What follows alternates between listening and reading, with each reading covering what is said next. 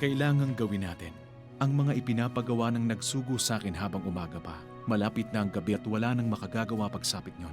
Habang ako'y nasa sanlibutan, ako ang ilaw ng sanlibutan.